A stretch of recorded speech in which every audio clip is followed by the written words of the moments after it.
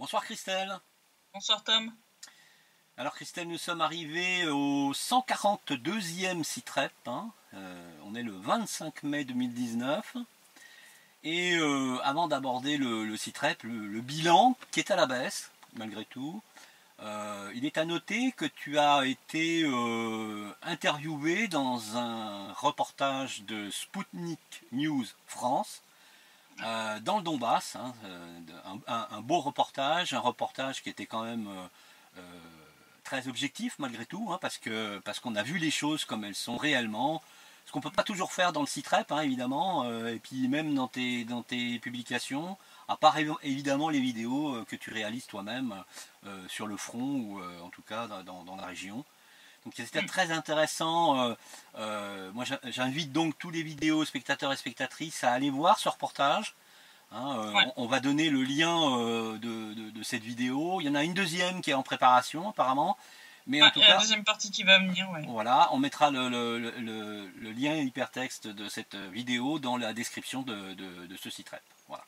Ouais, c'est un très beau reportage fait par Édouard Chano, pour ceux qui connaissent déjà ce journaliste qui fait pas mal d'interviews et de chroniques sur Sputnik, très bon jeune journaliste.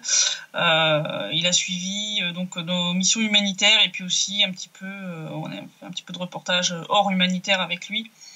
Quand il était ici, donc pendant la période des festivités. Hein, donc c'est pour ça que je vous disais que j'avais à ce moment-là très peu de temps pour publier des articles en dehors des vidéos des deux parades, tout simplement parce que voilà, j'avais cette grosse mission humanitaire avec Ouest Est et la prise en charge donc de ce journaliste, oui, pour l'emmener voir des zones bombardées et puis lui accorder ses interviews, et donc il est des images à rapporter pour ce reportage. Donc je vous encourage à aller le regarder. C'est vraiment un très très bon reportage, pas parce que j'y suis, mais parce qu'effectivement, ça faisait longtemps qu'on n'avait pas eu un bon reportage en français fait par un journaliste qui ne vit pas ici, en fait, hein, qui vient vraiment de France. Donc, c'est assez rare pour être souligné. On rappelle quand même que Sputnik est comme RT France, vilipendé par Macron en présence de Vladimir Poutine à Versailles, hein, et que donc très probablement le reportage auquel tu as participé en tant qu'interviewé risque fort de mécontenter la Macronie. Donc, mais après ouais, je pense qu'il va falloir s'attendre à un petit backlash. En tout cas, pour en revenir au bilan de la situation, du 18 au 24 mai 2019, l'armée ukrainienne a violé le cessez-le-feu en République populaire de Donetsk à 56 reprises, donc on est à beaucoup moins que la semaine passée, presque la moitié, durant lesquelles, par contre, elle a tiré 15 obus d'artillerie de 122 mm. Ça fait bobo, quand même. Ouais. 209 obus de mortier de 120 et 82 mm, donc beaucoup moins que la semaine dernière là aussi. 9 missiles anti-chars philo-guidés par contre. Oh. Ouais. Et puis si on rajoute toutes les munitions d'un calibre inférieur, on arrive quand même à un total de 650 munitions, donc moins que la semaine passée. Ces tirs ont touché 19 localités de la République, donc là on est aussi en baisse sérieuse. Bon, par contre le truc c'est qu'en fait ça a été très calme jusqu'à 2 jours après l'investiture de Zelensky.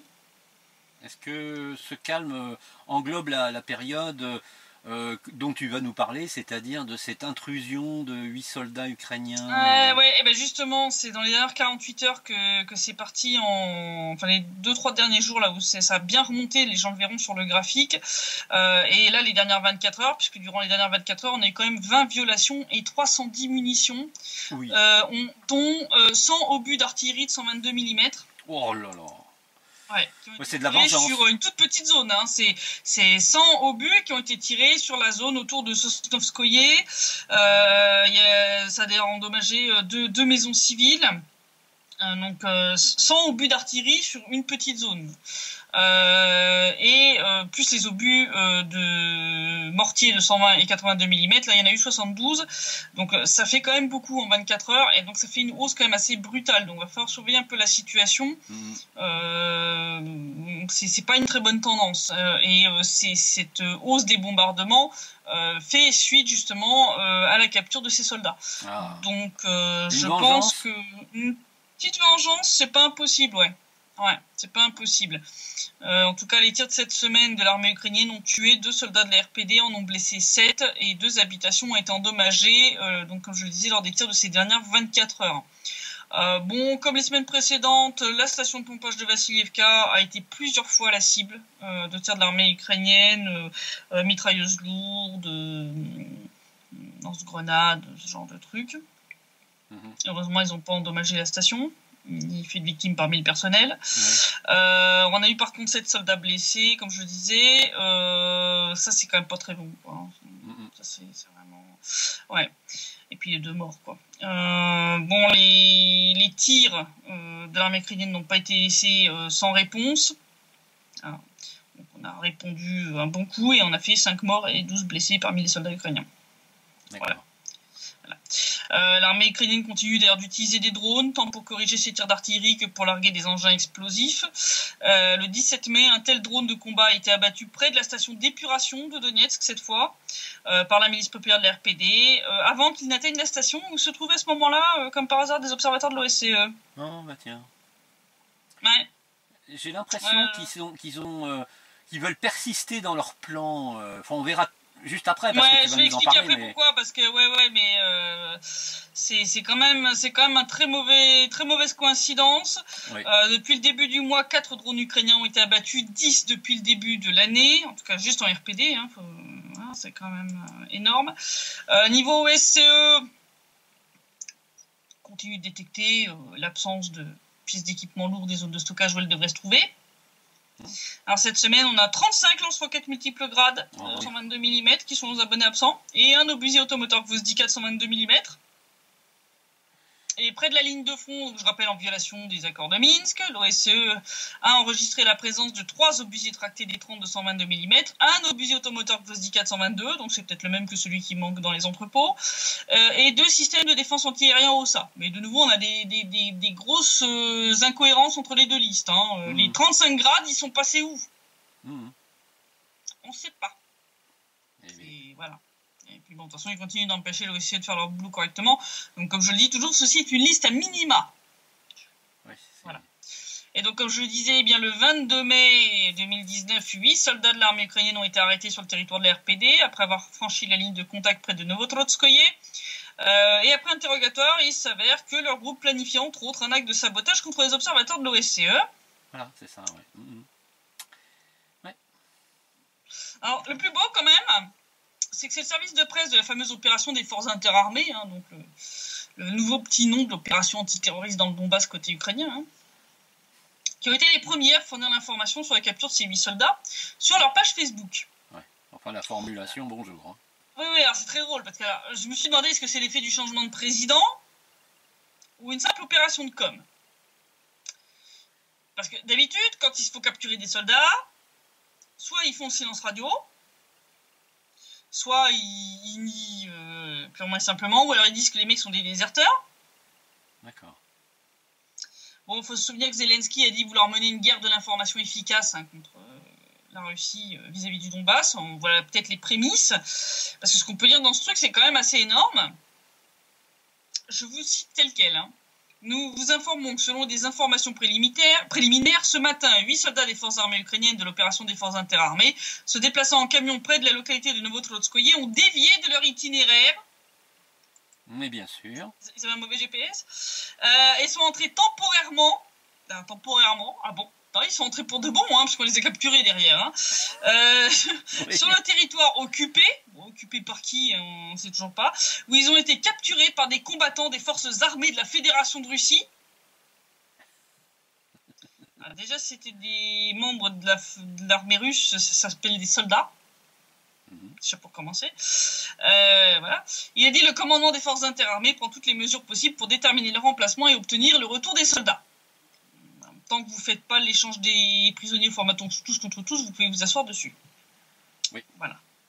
Il y a une blague qui a circulé tout de suite après. Ouais, pour dire que les mecs, en fait, ils étaient venus en RPD pour ensuite demander le passeport russe. C'est ça, voilà. C'est une bonne blague qui a été rapportée par Dimitri Koshko, d'ailleurs, dans une des dernières vidéos qu'il a faites avec nous. Ouais, c'est assez... Bon, je passerai déjà sur le délire de la capture par les forces armées russes. Hein. Non, il n'y a pas d'armée russe, ni en RPD, ni en RPL. Donc, non, c'est par la milice populaire de la RPD que vous avez été capturé. Déjà, ça fait un peu moins un valeureux héros capturé par une force ennemie extrêmement puissante, puisque je rappelle que l'armée russe est quand même la deuxième armée la plus puissante au monde. Non, ils étaient capturés par une milice populaire constituée de mecs qui, il y a 5 ans en arrière, étaient encore des ouvriers, des mineurs ou des agriculteurs. C'est ça. C'est un petit peu moins classe quand même. Ah bah bien moins classe même. Ouais. Alors bon, on se demande, ça rime à quoi de sortir cette histoire d'erreur de conduite qui aurait amené les soldats ukrainiens sur le territoire de l'RPD par accident. C'est quand même pas très valorisant cette histoire. Bon, on se rappelle qu'en 2014, ce genre d'incident est arrivé plusieurs fois, dans les deux sens d'ailleurs. On a eu des soldats ukrainiens qui se sont perdus en Russie et des soldats russes qui se sont perdus en Ukraine. Parce que tout simplement, à la limite entre les deux pays, il y a des endroits, il n'y a pas une clôture tout le long de la frontière. Donc, peut-être une haie et encore. Non, même pas. Je veux dire, il y a des endroits, je veux dire, c'est comme partout, un petit peu partout en Europe, je veux dire. Il y a des bornes, mais elles sont pas toujours visibles, quoi. Et puis t'en as pas tous les 2 mètres, Oui. Je veux dire, moi là où je vivais en Belgique, tu passais au Luxembourg sans faire attention, C'était, je veux dire, t'avais des sentiers de randonnée, je peux te dire, tu faisais pas gaffe, tu suivais pas la carte comme il faut, à un moment tu tombais sur un panneau en luxembourgeois et t'étais là, ah merde, j'ai franchi la frontière. Bon, ouais. Donc bon, ça c'est le cas ici, je veux dire, il y a pas un grillage tout le long du truc, je veux dire, non. Donc bon, ça c'est en 2014. Je veux dire, depuis le front il s'est quand même bien stabilisé. Les unités qui s'y trouvent d'un côté et de l'autre, normalement, savent quelle route traverse la ligne de front ou non et comment éviter de la franchir par accident. Oui. Ça semblait un petit peu trop abracadabrant pour être vrai. Quelques heures plus tard, on a compris ce qui s'était réellement passé. Grâce à un communiqué de la milice populaire de la RPD, qui a annoncé avoir capturé un groupe de sabotage reconnaissance de 8 soldats ukrainiens, sur lesquels ils ont saisi des uniformes, des plaques d'immatriculation et des modèles de documents de la milice populaire de la RPD, ainsi que des explosifs et des armes. Voilà, donc ils n'étaient pas venus pour cueillir des fraises ou ramasser des des champignons. Non. Au vu du contenu du camion, j'ai un petit peu de mal à croire à la version officielle du quartier général ukrainien. Oui. Ça me semble assez peu vraisemblable que ces 8 soldats soient partis effectivement cueillir des champignons en forêt et qui se sont malencontreusement paumés. Bah oui. Peut-être qu'ils étaient tombés sur des champignons hallucinogènes, qui sait. Ça va, écoute, mais non, je veux dire, quand tu te trimbales avec des uniformes de l'ennemi, des papiers militaires, ce qu'on appelle le vonibillet, c'est le carnet militaire, des plaques d'immatriculation militaire de la RPD, etc. Ouais. Ils vont peut-être encore nous sortir qu'ils ont piqué le camion pour rentrer parce qu'ils avaient perdu le leur. Bon. Oui, avec eux, je m'attends à tout. Voilà. Ça semblait quand même indiquer une tentative d'opération sous faux drapeau, parce que quand tu te déguises en l'ennemi, généralement... C'est un fait, là. C'est même plus suspect, c'est un fait. Ouais, je rappellerai en 1939, c'était la technique qu'ont utilisé les Allemands contre la Pologne. Ils ont déguisé des soldats allemands en soldats polonais qui ont attaqué... la radio de Gleiwitz. C'est la radio de Gleiwitz qui a permis justifier l'invasion de la Pologne le 1er septembre 1939. Exactement. Et ils ont réitéré d'ailleurs à Bastogne avec un détachement de Skorzeny en habit de soldats américains pour essayer de troubler les arrières de l'armée américaine. Ouais, c'est une technique qui est comme le monde. Bien sûr, le but, c'est d'accuser après la RPD de cette attaque. Donc, la question qui restait à éclaircir, c'était qui était la cible. Les gars ont été interrogés, bien entendu. Ils ont fourni eux-mêmes l'information. Donc, ils devaient mener effectivement des actions subversives sur le territoire de la RPD. Et une de leurs cibles n'était autre que les observateurs de l'OSCE. Étrange, quand même. Bizarre, surtout que je rappelle qu'il y a quand même 2 ans en arrière, en RPL, on a eu un observateur qui est mort et plusieurs qui ont été blessés quand leur voiture a roulé sur une mine. Mine qui manifestement avait été installée, d'après l'enquête menée par la RPL, par l'armée ukrainienne. Mine de l'armée ukrainienne. Il y avait toujours tout un petit paquet d'explosifs dans la même zone, d'ailleurs. Il y avait des pièges artisanaux à grenades et autres saloperies du même tonneau. D'ailleurs, truc très marrant, on n'a toujours pas le résultat de l'enquête officielle ni de l'OSCE ni de l'ONU sur cette histoire. 2 ans après. Je vous laisse en déduire ce qu'il y a à en déduire. Ça aurait pointé de la RPL, je peux vous assurer que le truc aurait sorti. Ah bah il serait sauté dessus à bras raccourcis. Hein. Ah oui, non, ça c'est clair. Bon, bien sûr, à l'époque, cette mort tragique avait servi de prétexte à Poroshenko pour essayer de pousser son petit agenda pour l'envoi d'une mission de casque bleu dans le Donbass. Hein. Parce que bon, c'est pas la première fois hein, que Kiev essaye d'instrumentaliser des actes de sabotage ou de terrorisme commis en RPD ou en RPL pour essayer d'obtenir une implication soit de l'OTAN, soit des casques bleus hein, pour remplacer leur armée d'incapables. C'est ça, il faut quand même dire les choses comme elles sont. Ils espèrent arriver à reconquérir le Donbass avec leur aide. C'est ça le but. Donc je pense que c'est d'ailleurs le but qui était poursuivi par cette action de sabotage. Je rappelle qu'il y a à peine 3 mois en arrière, au mois de février, hein, on a eu 3 explosions qui, je rappelle, avaient retenti à Donetsk, nos auditeurs se souviendront, à proximité de l'hôtel où habitent les observateurs de l'OSCE. C'est quand même un peu bizarre, hein. Il y a 3 mois en arrière, 3 explosions à proximité de leur hôtel.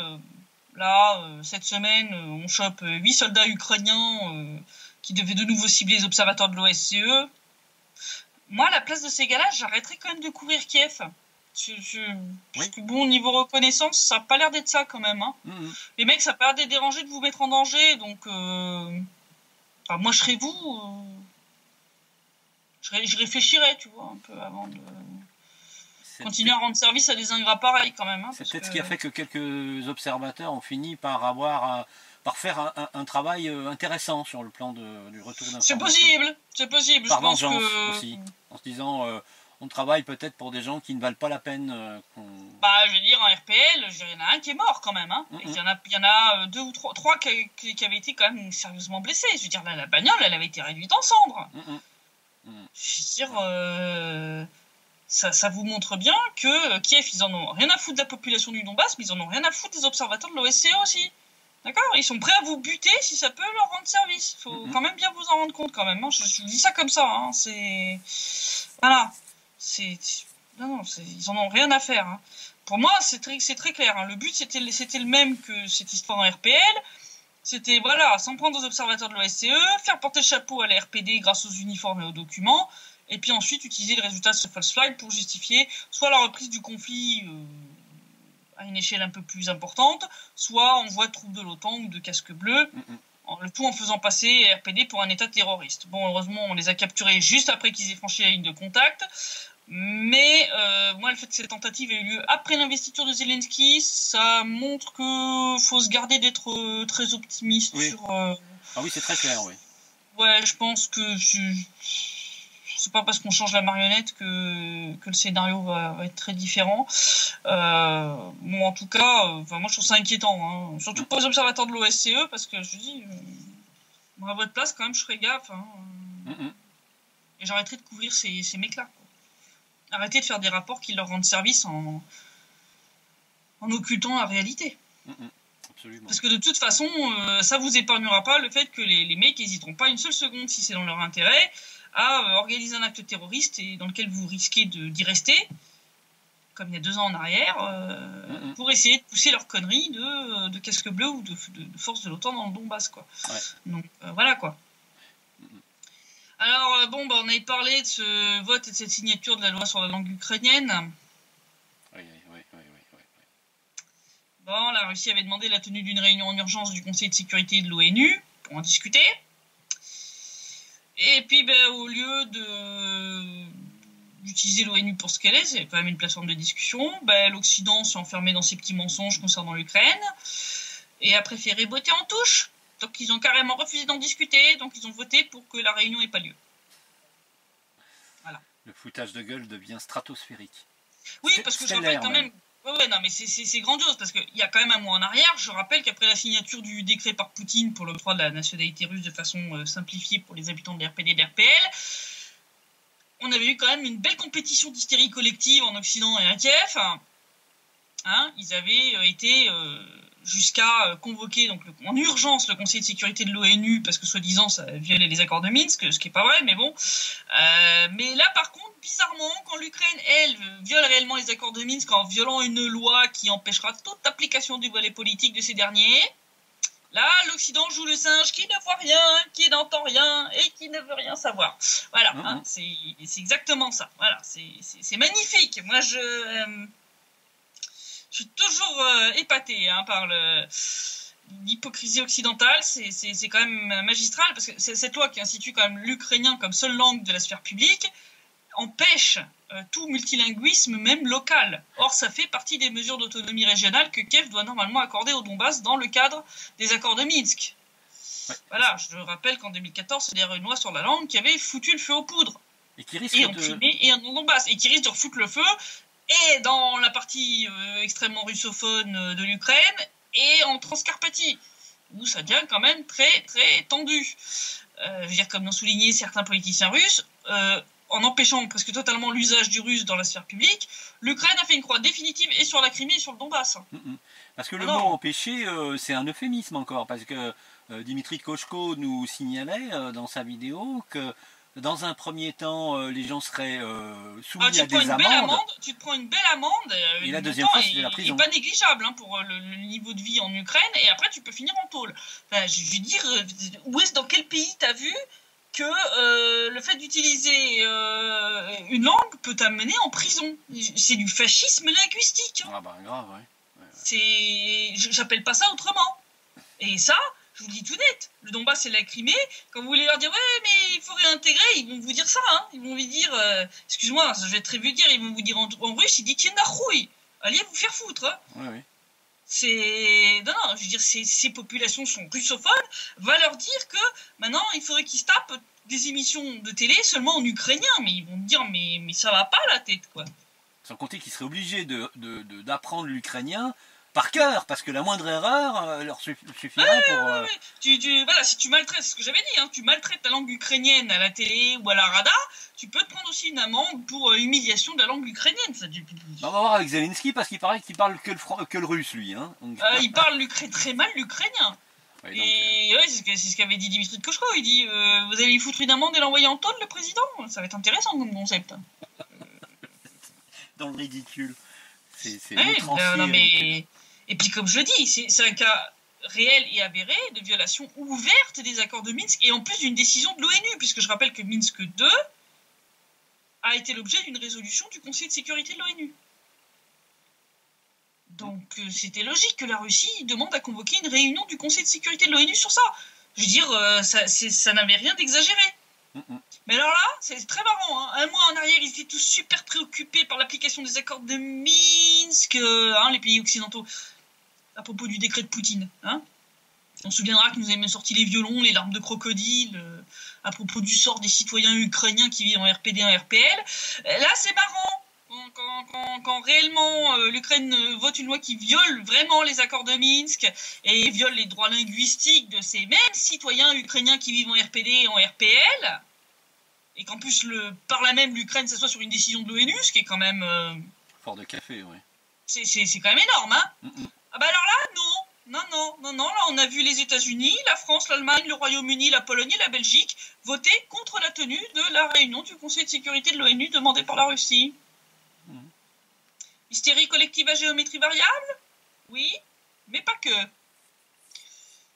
Là, franchement, ça m'a bien mis en rogne. Je veux dire, vous avez fait chier il y a un mois suite au décret de Poutine, et quand là on vous demande une réunion pour un truc qui est quand même autrement plus grave, non. Alors le must du must qui moi m'a bien remonté, ça a été la déclaration commune de la France et de l'Allemagne. Alors déjà, il faut qu'on m'explique pourquoi la France et l'Allemagne font une déclaration commune. Oui. C'est pas bon signe ça, pour nous, en France. Je rappelle le petit traité d'Aix-la-Chapelle. Oui. Non, mais ça commence à puer un petit peu le quatrième Reich, votre histoire, là, quand même. Oui. Je veux pas être méchante, mais je vois pas au nom de quoi. Ils étaient capables de pondre une déclaration chacun. Là, non, une déclaration commune. Et alors, cette déclaration, comment je peux qualifier ça, en restant poli?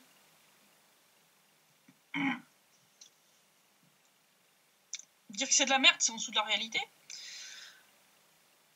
Je vous l'ai traduite en intégralité. Alors, tous ceux qui sont allergiques à l'hypocrisie, foutage de gueule, double standard, prenez vos médicaments contre les nausées ou alors le sac à vomi, comme d'habitude. Ouais, parce que là, on atteint des sommets, là. C'est Ah ouais, hallucinant. non, là, vous allez voir, c'est hallucinant. Accrochez-vous bien. Donc, mettez la vidéo sur pause, allez prendre vos médocs ou la bassine à vomi, et vous revenez écouter la suite après. Donc, on commence déjà très fort. Hein. Je cite, la demande de la Russie de tenir une réunion publique sur la loi relative à ce que j'appelle le fonctionnement de l'ukrainien comme langue d'État, précisément le jour de l'investiture du nouveau président ukrainien, a une raison spécifique.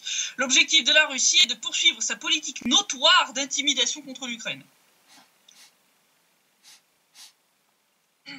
Les gars, vous savez que la paranoïa, ça se soigne. Ah, mais là, il faut des doses de médicaments musclés, hein, parce que là, je vais dire, si demander à discuter d'un truc, c'est une tentative d'intimidation, la convocation du Conseil de sécurité de l'ONU à propos du décret de Poutine, c'était quoi? C'est une tentative d'intimidation contre la Russie? Non, mais enfin, je rappelle que l'ONU est là pour résoudre les crises par la discussion. oui. En quoi discuter, c'est une intimidation? Je veux dire, la Russie n'a pas menacé l'Ukraine avec un flingue sur la tempe du représentant ukrainien, quand même. Hein. Je veux dire, je sais bien que vous avez peur de la vérité et des mots, parce que vous avez un petit peu peur que toutes vos petites saloperies en Ukraine et vos doubles standards deviennent un petit peu trop visibles. Et là, de là avoir une tentative d'intimidation, non. Non, la Russie demande juste à discuter de cette loi qui compromet l'application des accords de Minsk dont elle est garante. Comme vous, bande de trous du cul, je le rappelle. Juste comme ça, en passant. On poursuit. Nous nous félicitons donc de la décision de la majorité des États membres de ne pas soutenir cette proposition russe. La loi sur le fonctionnement de l'ukrainien comme langue d'État n'a pas besoin de l'attention immédiate du Conseil de sécurité, qui doit clairement se concentrer sur son mandat principal, le maintien de la paix et de la sécurité internationale, et sur les questions pour lesquelles nous avons un besoin urgent de progrès, au lieu de nous occuper des affaires intérieures d'un État membre souverain des Nations Unies sans effet visible sur la paix et la sécurité dans la région. Alors, on va reprendre les deux petits points.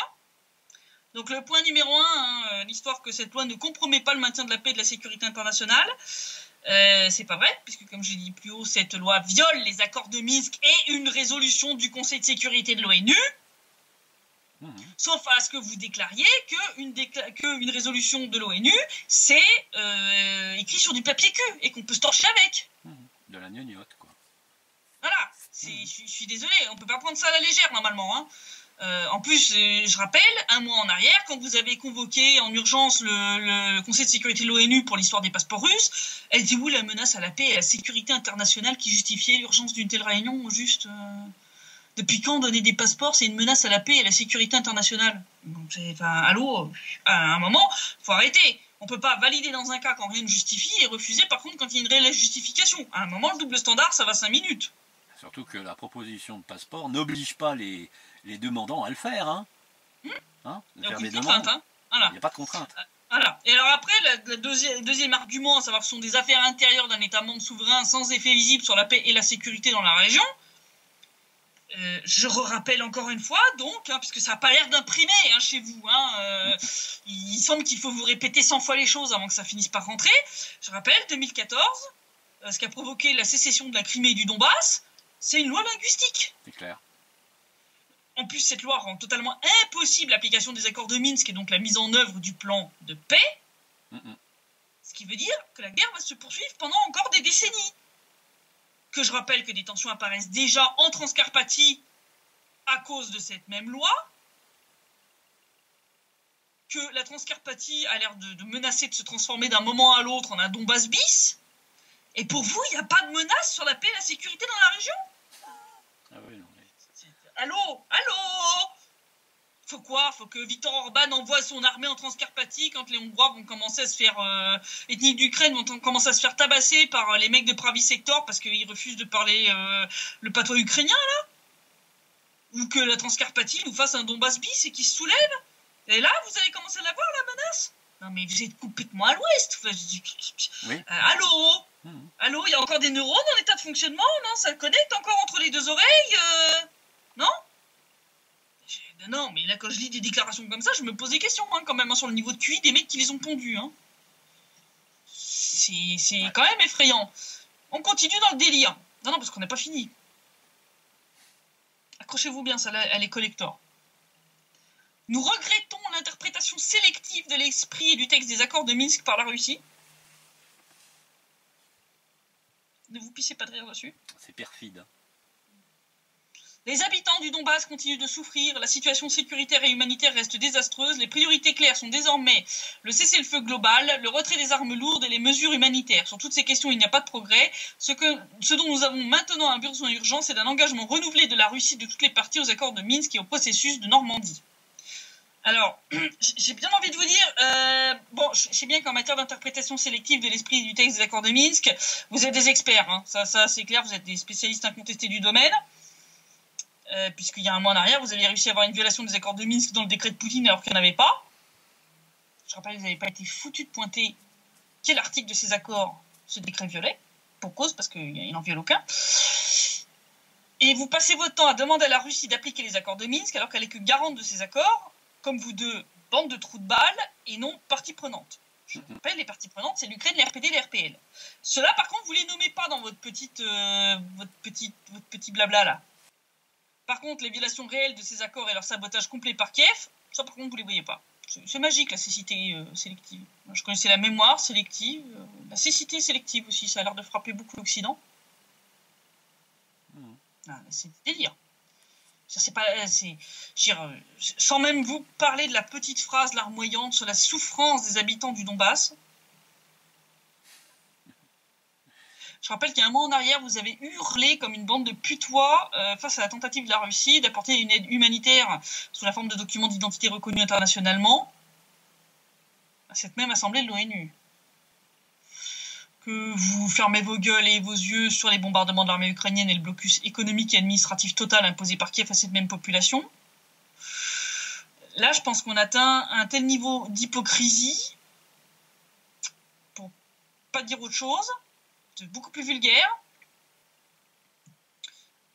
Comment vous dire ça gentiment ? La souffrance du peuple du Donbass, c'est comme leur citoyenneté ukrainienne. Hein. Vous vous en rappelez seulement quand ça vous arrange. Pour faire pleurer la ménagère et puis vous faire passer pour une bande d'humanistes. Sauf qu'en fait, vous vous entorchez. Hein ? Le CITREP en témoigne lui-même, puisque ça fait presque 3 ans qu'on en fait. Et très rarement ou quasiment jamais, l'Allemagne et la France n'ont réagi aux bombardements quotidiens exercés sur la population civile du Donbass. Hein. Donc, y compris contre les infrastructures vitales, y compris... Enfin bon, là, vous avez un niveau d'indécence, c'est nos limites, quoi. C'est... D'accord. Je veux dire... C'est un cynisme crasse. C'est du cynisme le plus crasse. Ouais, non, là, franchement, vous me faites gerber, quoi. Là, vous me faites gerber. Je vais dire, quand on en est là, vous n'avez aucune légitimité pour utiliser la souffrance de la population du Donbass. Fermez-la. Fermez-la. Non, vous fermez les yeux, vous êtes complice ouvertement du génocide, de l'ethnocide et des crimes de guerre de Kiev. Les souffrances et le sang du peuple du Donbass, vous en avez les mains couvertes jusqu'au coude pour pas dire au-delà. Fermez-la. Définitivement. Abstenez-vous à tout jamais d'utiliser la souffrance du peuple du Donbass pour vos petites magouilles hypocrito-merdiques. Vous êtes une bande de connards, une bande de sous-merdes. Je vais même dire des raclures de fond de chiottes, parce que pour aller sortir la souffrance du peuple du Donbass, vous en avez rien à foutre.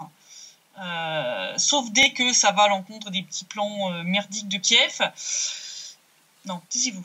C'est d'inspiration satanique, hein, ce genre de considération. Non, mais c'est vraiment... c'est tellement ignoble, c'est tellement visqueux de perfidie, de cynisme. C'est immonde, c'est à vomir. Hein. C'est pour ça que je vous avais dit de préparer un truc, parce que là, vraiment... quand tu lis ça, soit t'as envie de vomir, soit t'as des envies de meurtre. Je veux dire... voire même les deux en même temps. Ouais. L'un n'excluant pas l'autre. Voilà. Bon, enfin, on est des gens pacifiques, hein, quand même, donc on va pas... La violence ne nous intéresse pas, hein, c'est pas... Mais non, quand même, non. Hein, il faut dénoncer ce genre de discours infâme, quoi, infect. Mais ça met en colère, Enfin, moi, quand j'ai lu ça, franchement, je suis quelqu'un de pacifique, mais... Il y a des limites, ouais. Il y a des limites. Tout en restant pacifique, ça n'empêche pas de dénoncer. Voilà, Ça. voilà. Bon, après, ils terminent avec leur petit laïus habituel sur la nécessité de mettre en œuvre les accords de Minsk et puis le petit espoir sur l'investiture du nouveau président ukrainien. Bon, si vous voulez voir Minsk 2 être mis en œuvre, c'est pas en fermant les yeux sur les violations réelles qui sont commises par Kiev. Ni en oubliant de leur demander de respecter ces accords. C'est pas en demandant à la Russie d'appliquer les accords de Minsk. Hein, c'est comme si je disais, il faut que la France applique les accords de Minsk. C'est tout aussi débile. Débile. Hein, en plus, le discours de Zelensky, il y a tellement d'incohérences dedans.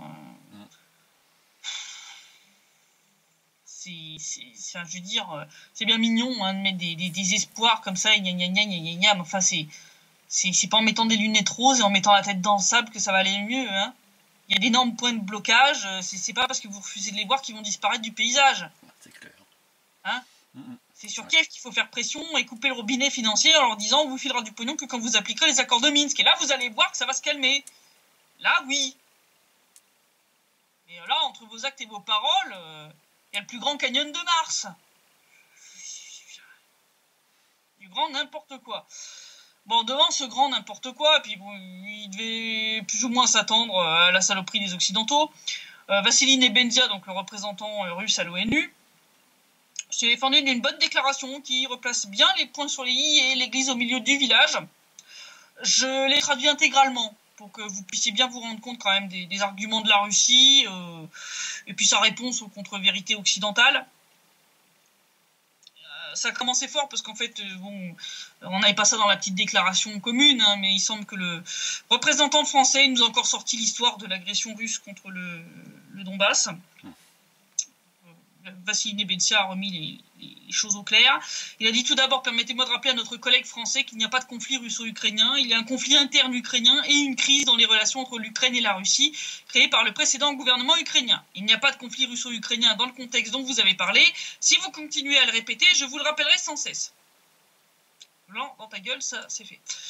Deuxièmement, la loi dont nous parlons a été promulguée le 15 mai plutôt que le 25 avril. Le 25 avril, elle a été votée par la Verkhovna Rada d'Ukraine. Parce que donc ils ont pinaillé sur les dates pour justifier la tenue en urgence du truc. La Russie a demandé la convocation de cette réunion parce que le 15 mai, l'ancien président ukrainien Poroshenko a signé la loi sur le fonctionnement de la langue ukrainienne comme langue nationale qui a été approuvée par la Verkhovna Rada le 25 avril. La loi entrera en vigueur à la mi-juillet. Certaines de ces dispositions commenceront à être appliquées au cours des prochaines années. Cependant, cela ne change pas son essence. C'est pourquoi nous pensons qu'aujourd'hui, le Conseil de sécurité devrait procéder de manière proactive à l'évaluation de ce document, car nous sommes convaincus qu'il viole expressément la lettre et l'esprit des accords de Minsk, que le Conseil de sécurité a approuvé et appuyé par la résolution 2202 de février 2015 et par la déclaration du président en date du 6 juin 2018. Cela signifie que nous parlons de violation des décisions du Conseil de sécurité. On pourrait penser que les violations des accords de Minsk liées à la langue sont moins importantes que les tirs quotidiens de l'armée ukrainienne contre la population pacifique du Donbass, que le refus de Kiev d'assurer un cessez-le-feu durable, que le statut particulier de certaines parties des régions de Donetsk et de Lugansk soit inscrit dans la loi, que les échanges de prisonniers se fassent, etc. Toutefois, l'importance de cette question dépasse largement le cadre de la nouvelle loi ukrainienne. Ce n'est pas un hasard si le droit à l'autodétermination linguistique est directement inscrit dans les accords. Si nous y regardons de plus près, nous verrons que la question linguistique a fondamentalement lancé les tendances centrifuges en Ukraine en 2014. Il est bien connu que l'une des premières décisions des autorités du Maïdan a été l'abolition de la loi sur le statut de la langue russe. C'est après cette décision que la répulsion silencieuse des gens à l'égard des événements du Maïdan a commencé à se transformer en lutte pour préserver leur identité nationale et culturelle. Cela signifie que la question linguistique est à l'origine du conflit interne en Ukraine. Nous sommes convaincus que le Conseil de sécurité devrait envoyer un signal clair aux nouveaux dirigeants ukrainiens en leur disant qu'ils doivent progresser vers l'unité et la solidarité de tous les Ukrainiens plutôt que vers leur division. Ils doivent s'engager sur la voie de l'inclusion. La solidarité dans la société est la meilleure garantie d'un règlement politique durable. Pour autant que nous puissions en juger, le président élu Zelensky a placé ce signal au cœur de son investiture aujourd'hui. Cependant, tout le monde en Ukraine ne pense pas de la même façon. Les appels des nationalistes à chasser les Russes d'Ukraine ne cessent pas. Nous espérons que la secrétaire générale adjointe aux affaires politiques et à la consolidation de la paix, Rosemary DiCarlo, et le haut-commissaire de l'OSCE pour les minorités nationales, Lamberto Zagné, feront des évaluations justes et impartiales de ce champ du signe de M. Poroshenko et des conséquences possibles de ses actes et plans pour le règlement du conflit dans l'est de l'Ukraine. Nous savons que toutes les délégations présentes à cette table ne sont pas pressées de convoquer la présente séance. Rappelons qu'il y a un mois, lorsqu'il a été proposé de discuter du décret du président russe Vladimir Poutine sur la délivrance de passeports pour les habitants du Donbass, nous n'avons jamais empêché cette discussion. même s'il s'agit de l'affaire intérieure de notre pays qui n'a rien à voir avec le respect par les partis de leurs obligations au titre du paquet de mesures de Minsk. Le débat que nous avons eu avec éloquence l'a prouvé. Nous pensons que chaque membre du Conseil de sécurité a le droit de soumettre au débat toute question qui, à son avis, peut constituer une menace pour la paix et la sécurité. Refuser de convoquer cette séance serait une manifestation brutale de la politique de 2 poids 2 mesures et saperait également l'autorité du Conseil de sécurité. Fin de citation. Je pense qu'il n'y a rien à ajouter. Oh, c'est clair, il a tout dit. Je pense que c'est très clair. Et puis, puisqu'on parle de violation et compagnie, vous vous souvenez que il y a un peu plus d'un mois en arrière, j'avais parlé donc d'un risque de coupure de flotte. Et malheureusement, on pensait que le problème était réglé, il n'est pas tant que ça. Aïe, aïe, aïe. Ouais, puisque l'approvisionnement en eau a été interrompu dans 16 localités des zones contrôlées par Kiev dans la région du Donbass suite à la coupure d'électricité de 2 stations de pompage de la société Eau du Donbass. C'est le gestionnaire du réseau de distribution Energoogle qui a coupé l'électricité de la station de pompage de Belo-Kuzminovka, comme l'exigeait l'entreprise publique Ukry Internogo. C'est ce qu'a déclaré le service de presse de Haut du Donbass. L'approvisionnement en eau des clients de Belo-Kuzminovka, Vero-Lyubovka, Novodimitrievka, Molocharka, Stenki et Ijevka a été coupé. Une autre station de pompage, celle du 4e niveau de la 2e conduite, n'a pas été alimentée non plus. Résultat, ça a coupé l'eau à Katerinovka, Klebanbik, Zaria, Romanovka, Petrovka, Novogorodskoye, Stepnoye, Alexandrovo Kalinovo, Yablukonovka et Sherbinovka. Toutes les localités susmentionnées comptaient au total environ 23 000 habitants avant la guerre. Rien que ça, dis donc. Voilà, là on a 23 000 personnes sans flotte, quoi. Et elles sont dans le territoire contrôlé par Kiev, dans les districts de Konstantinovka et Marino. D'accord. Donc ça prouve bien qu'ils en ont rien à foutre de la population qui viennent soi-disant libérer. Hein. Voilà. C'est une situation qui a déjà été condamnée par Daria Morozova, médiatrice aux droits de l'homme de la RPD, qui a dit que de telles actions pendant le conflit armé dans le Donbass peuvent être considérées comme l'utilisation de méthodes de guerre interdites. C'est un crime de guerre, point barre. Ah oui, il a dit par conséquent comme une violation des normes du droit international humanitaire, c'est une violation des conventions de Genève. C'est de mieux en mieux l'Ukraine, hein. C'est magnifique. Elle a cité entre autres l'article 14 du protocole additionnel aux conventions de Genève relatif à la protection des civils des conflits armés non internationaux. Les documents interdisent la destruction, l'enlèvement ou la mise hors d'usage des installations vitales, telles que les installations d'approvisionnement en eau. Je rappelle que toute cette gabegie est liée à un problème de dette de Haut du Donbass par rapport donc aux sociétés électriques ukrainiennes. Il y avait déjà eu une menace de coupure en mars de cette année 2019. T'en avais parlé. Voilà, le problème semblait avoir été résolu, mais le 22 mai, donc cette semaine, Energoogle a annoncé de nouveau des plans de coupure d'électricité pour les installations de la société, y compris le canal qui fournit l'eau à presque tout le Donbass, c'est-à-dire 1,5 million de personnes. Eh bien. Voilà, c'est ça les libérateurs. Voilà, il y a un problème de dette, vous le réglez autrement, mais vous coupez pas la flotte. C'est essentiel l'euro, c'est essentiel. Tu vis pas plus d'une semaine, 10 jours maximum sans eau. 3 jours sans eau, 3 jours. Je te parle en extrême limite, c'est-à-dire que là t'es à la mort. 3 jours. 3 jours sans eau, tu meurs. 3 jours sans eau, tu meurs. C'est aussi simple. On est composé à plus de 70% de flotte, je le rappelle, donc notre corps ne peut pas fonctionner sans eau. Donc, non, 3 jours sans eau, t'es mort. Donc là, on a 23 000 personnes qui n'ont plus d'eau courante. Voilà. C'est extraordinaire quand même. Ouais. Et on a 1,5 million de personnes sous la menace. Ça peut-être temps que l'OSCE se bouge avant qu'ils aient plus de douche. Je dis ça comme ça, je dis rien. Parce que oui, ils réagiront que quand on en sera là, parce que voilà, les habitants du Donbass qui se retrouvent sans flotte, je pense que les observateurs de l'OSCE, ça leur en touche une sans faire bouger l'autre. Par contre, quand ils se retrouveront privés de douche dans leur hôtel, je pense que ça sera une autre histoire. Oui, c'est clair. Comme la dernière fois. Mais c'est honteux. C'est honteux, là. On a 23 000 personnes de l'autre côté de la ligne de front qui sont privées d'eau. Alors que ces gens-là ont, pour une partie d'entre eux, très certainement, payé leurs factures. C'est-à-dire que tu coupes à ceux qui ne payent pas leurs factures, c'est une chose, mais que tu coupes carrément les stations de pompage, ça, c'est du délire. Ouais, mais c'est l'Ukraine. Là, par contre, je vois pas l'Allemagne et la France gueuler en disant que c'est inadmissible, la violation de la Convention de Genève. Hein, ça aussi, ça vous en touche une sans faire bouger l'autre. Hein. Parce que tout le monde sait qu'en France, il est interdit de couper l'eau. Hein. D'ailleurs, il n'y a pas de système de coupure avec comment s'appelle, une pastille pour prouver pour la sécurité en fait, pour empêcher la fraude entre guillemets. Il y a juste une manette pour couper l'eau, mais c'est pas pour empêcher un abonné d'en recevoir. Ouais, ça fait partie des besoins vitaux qui doivent être couverts, qui doivent être fournis. Donc c'est de mieux en mieux. De toute façon, l'Ukraine se délite. Je vous l'avais dit. Donc je rappelle qu'à Mariupol et dans un certain nombre de districts, y compris de Kiev, les gens n'ont toujours pas d'eau chaude depuis des mois. Ils n'auront pas de chauffage l'hiver prochain centralisé, donc ils vont pomper à mort sur les centrales électriques. Là, on a maintenant des gens qui sont carrément privés d'eau courante. D'accord ? Je veux dire, c'est des trucs qu'on voit que dans des pays comme la Somalie. Je vous dis, ce pays est en train de se somaliser à vitesse grand V. Il serait peut-être temps de réagir. Voilà. Donc, voilà la situation. Je te dis à la semaine prochaine en espérant que les bombardements vont rediminuer, vont pas continuer vers cette tendance à la hausse. J'espère pas. Ouais. Et puis je te dis à la semaine prochaine pour le prochain SITREP.